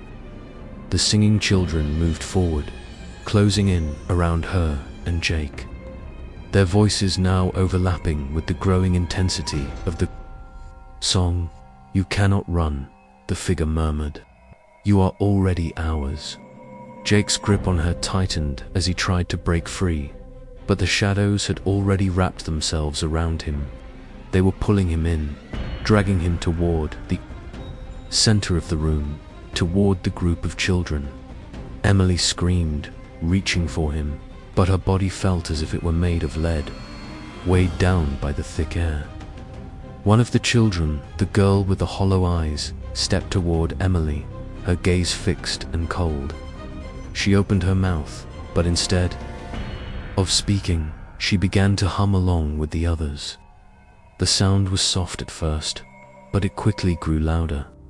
The dissonant melody burrowing into Emily's mind, twisting and warping her thoughts.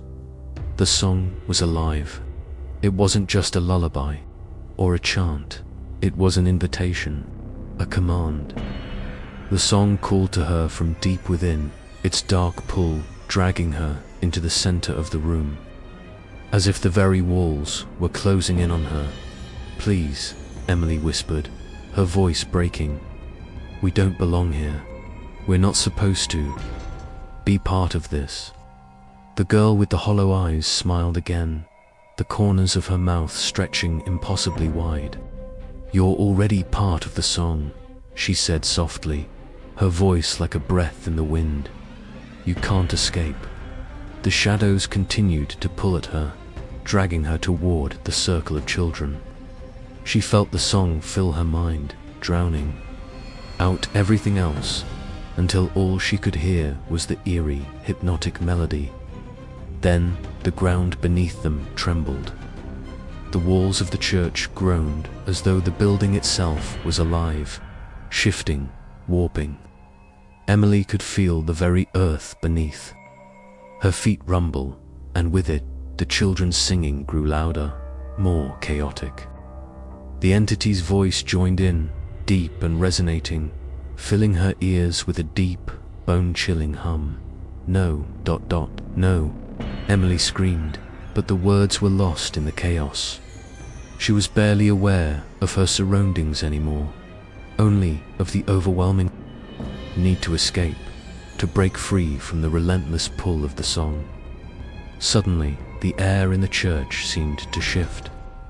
There was a flash of light, blinding and intense, that caused the shadows to writhe and recoil, pulling back from Emily and Jake like they were afraid of it.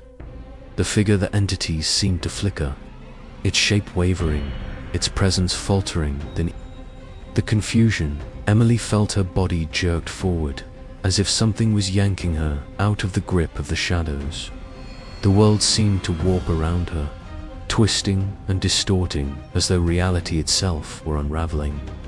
She gasped for air as the sound of the song diminished, the children's voices growing faint in the background. "Run," Jake shouted, his voice hoarse, panic rising in his words. Without thinking, Emily grabbed Jake's arm, pulling him toward the door. The force of the shadows pulling them in had weakened, and the doorway was now within reach. They ran as fast as they could, the air thick with an unnatural cold as they pushed through the broken doors and into the fading light outside. The moment they crossed the threshold, the church's oppressive presence seemed to lift, though the lingering echoes of the children's song still haunted the edges of their minds. They didn't stop running until they reached the car. Emily fumbled for the keys, her hands shaking violently. Jake was already in the driver's seat, his hands tight on the wheel. Without a word, they sped off, the gravel crunching beneath the tires as they tore down the dirt path, away from the haunting church, away from the lost children, and away from the unseen force that still lurked behind them, the Salton Sea. With all its eerie silence and forgotten history, felt far away now. But Emily knew that the shadows of what they had witnessed would stay with them forever, and in the back of her mind, she could still hear the faintest hum, the last, lingering echo of the song of the lost children, the song that never ends. As Emily and Jake drove away from the cursed church, the haunting song of the children still echoed in their minds, a chilling reminder that the darkness of the Salton Sea wasn't something easily escaped. No matter how far they ran, they knew the shadows would follow them, lingering in the corners of their lives, waiting. The children's song would never end. What happened to those lost souls? And what other horrors might lurk in the forgotten corners of the world? Want to uncover more terrifying tales? Stay tuned and follow for more chilling stories from the edges of the unknown.